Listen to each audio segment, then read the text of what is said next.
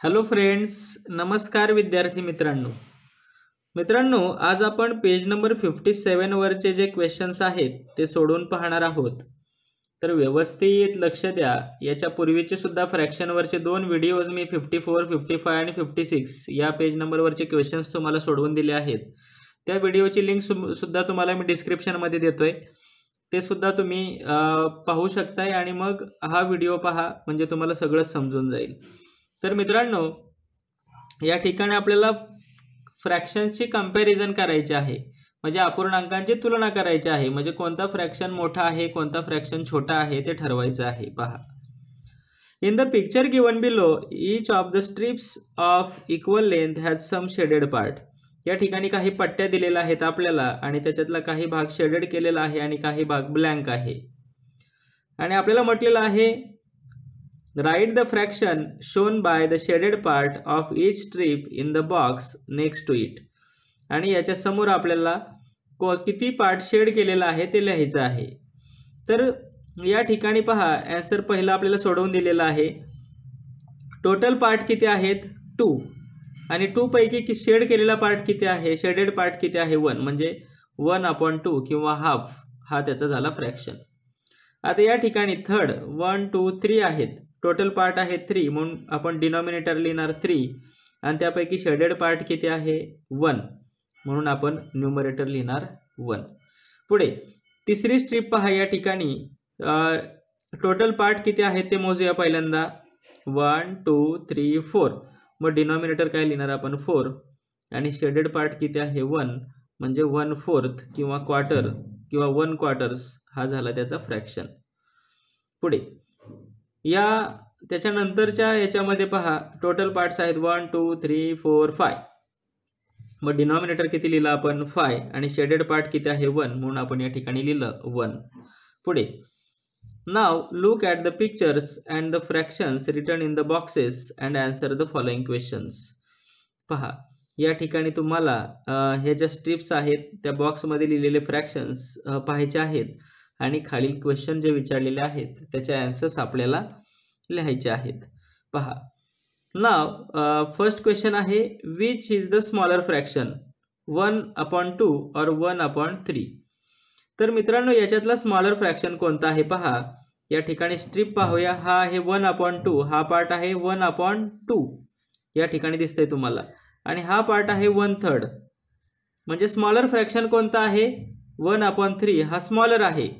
आता एक गोष्ट आपल्या लक्षात आली असेल मित्रांनो, 1/2 आणि 1/3 त्यांचा न्यूमरेटर सारखा आहे, पण ज्याचा डिनॉमिनेटर छोटा आहे ना, ज्याचा डिनॉमिनेटर मोठा आहे, पहा न्यूमरेटर सारखाच आहे, न्यूमरेटर सारखाच आहे, पण डिनॉमिनेटर ज्याचा डिनॉमिनेटर मोठा आहे तो छोटा आहे. म्हणजे 1/2 हा बिगर आहे आणि 1/3 हा स्मॉल आहे. तुम्ही म्हणाल इथं 2 छोटा आहे आणि 3 बिगर आहे, बरोबर? पण असं नाही. जेव्हा न्यूमरेटर सेम असतो तेव्हा ज्याचा डिनॉमिनेटर लहान असतो तो मोठा असतो. म्हणून या ठिकाणी 1/3 हा जो फ्रॅक्शन आहे तो स्मॉलर आहे. आता पुढे, which is the smaller fraction 1/5 और 1/6. पहा, हा आहे 1/5 आणि हा आहे 1/6. निश्चितच तुम्हाला सरळ पाहिलं तरी पाहायला मिळेल, हा 1/5 इथपर्यंत आहे आणि एवढा पार्ट हा त्याचा मोठा आहे. म्हणजे 1/5 हा कसा आहे? मोठा आहे आणि 1/6 छोटा आहे. पुन्हा तसंच 1/5 आणि 1/6.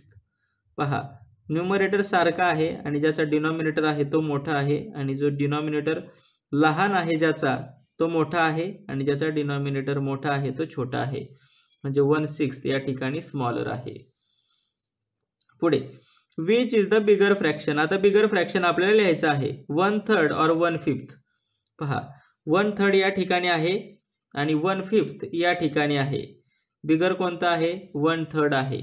त्याचा डिनॉमिनेटर लहान आहे तोच बिगर आहे या ठिकाणी. आता या ठिकाणी क्वेश्चन नंबर 4 आपल्याला लिहायचं आहे. पहा, 1/3 आणि 1/2 किंवा 1/2 याच्यामध्ये कोणता बिगर आहे?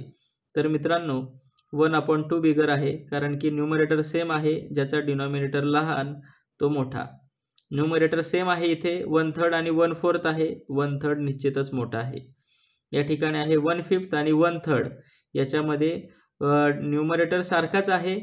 1/3 3 हा लहान आहे डिनॉमिनेटर म्हणून तो फ्रॅक्शन मोठा आहे कारण की त्याचा न्यूमरेटर सेम आहे. या ठिकाणी सुद्धा तसंच पहा 1/2 मोठा आहे 1/3 पेक्षा. 1/3 हा 1/4 पेक्षा मोठा आहे. 1/4 हा 1/5 पेक्षा मोठा आहे आणि 1/6 हा 1/5 पेक्षा स्मॉल आहे. इथं सुद्धा तुम्हाला पाहायला मिळेल.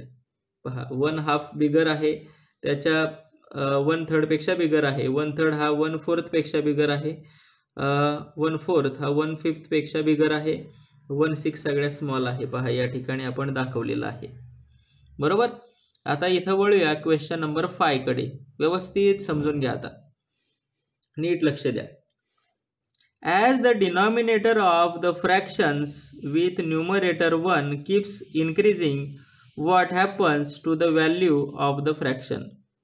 म्हणजे काय म्हटलेलं आहे, डिनॉमिनेटर जो आहे तो असा फ्रॅक्शन आहे की त्याचा न्यूमरेटर 1 आहे आणि त्याचा जर डिनॉमिनेटर आहे तो मोठा मोठा होत गेला तर त्याचा व्हॅल्यू जी आहे त्या फ्रॅक्शनची त्याच्यावर काय परिणाम होतो. तर मित्रांनो या ठिकाणी आपण एक फ्रॅक्शन घेऊया. 1/2, 1/3, 1/4, 1/5 असे फ्रॅक्शन आपण घेतले आणि त्याचा जो डिनॉमिनेटर आहे तो मोठा मोठा करत गेलो आपण. इथं 2 होता, इथं 3 झाला, इथं 3 होता, इथं 4 झाला. न्यूमरेटर सेमच राहिला. मग याच्या व्हॅल्यूवर काय परिणाम झाला तर मित्रांनो नीट समजून घ्या, त्याची व्हॅल्यू कमी झाली. त्याची व्हॅल्यू काय झाली, कमी झाली. तुम्ही ही आकृती जरी पाहिली, पहा इथं न्यूमरेटर आहे 1, डिनॉमिनेटर आहे 2.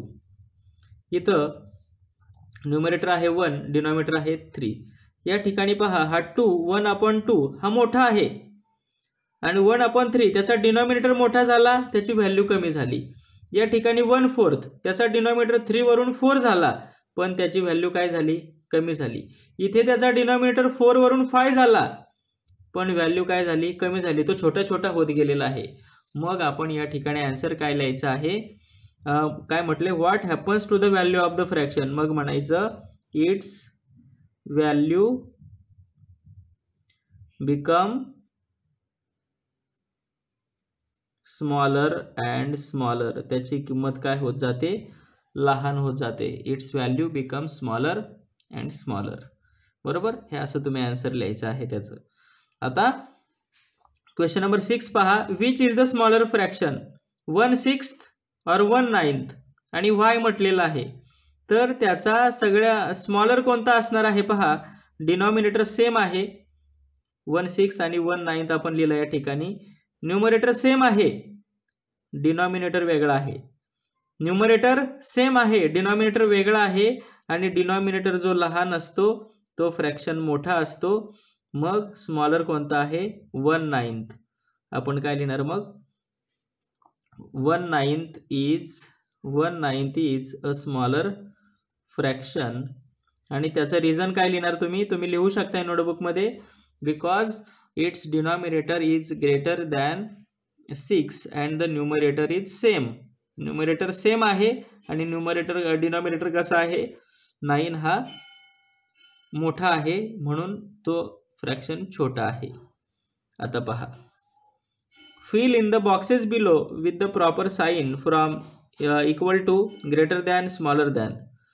1/8 आणि 1/10 याच्यामध्ये बिगर कोणता आहे, 1/8 किंवा 1/8. डिनॉमिनेटर सेमच आहे 1 म्हणून ज्याचा न्यूमरेटर सेम आहे, हा 1 हा न्यूमरेटर आहे तो सेम आहे आणि 8 हा डिनॉमिनेटर आहे तो काय आहे, स्मॉल आहे म्हणून तो बिगर आहे. इथं न्यूमरेटर सेम आहे, 5 पेक्षा 3 स्मॉल आहे म्हणून जो स्मॉल असतो तो बिगर असतो डिनॉमिनेटर. न्यूमरेटर सेम आहे, ज्याचा डिनॉमिनेटर बिगर स्मॉलर तो बिगर. न्यूमरेटर सेम आहे, डिनॉमिनेटर सेम आहे, इक्वल टू. न्यूमरेटर सेम आहे मग ज्याचा डिनॉमिनेटर स्मॉल तो बिगर. 1/15 मोठा आहे. या ठिकाणी सुद्धा 1/15 मोठा असणार आहे. या ठिकाणी 1/100, 1/200 हा 1/100 बिगर असणार आहे. न्यूमरेटर सेम आहे म्हणून ज्याचा डिनॉमिनेटर स्मॉल तो बिग असतो. अशा पद्धतीने हे सोडवायचं आहे. आणि खालचं फ्रॅक्शन खालचं जे एक्झाम्पल आहे तो तुम्ही तुमच्या मित्राला सांगू शकताय. एक फ्रूट आहे आणि त्या फ्रूटचा 1/4 हा पार्ट 1/2 म्हणजे हाफपेक्षा स्मॉल का आहे हे तुम्ही तुमच्या मित्राला एक्सप्लेन करायचं आहे. मी जसं एक्सप्लेन केलं तसं तुम्ही करू शकताय. म्हणजे कसं, समजा हे एखादं फ्रूट आहे, त्याचा हा 1/4 पार्ट आहे, त्याचा हा 1/4 पार्ट आहे, हा आहे 1/4 आणि त्याच फ्रूटचा हा 1/2 पार्ट आहे. किंवा असं तुम्ही करू शकता, हे फ्रूट घेऊ शकताय, त्याचा हा 1/2 पार्ट आहे, मग 1/2 बिगर का, हा छोटा आहे आणि हा हाफ मोठा आहे. असं का, तर ते तुम्ही तुमच्या मित्राला समजावून सांगायचं आहे. अशा पद्धतीने मित्रांनो हे क्वेश्चन सोडवायचे होते. थँक्यू.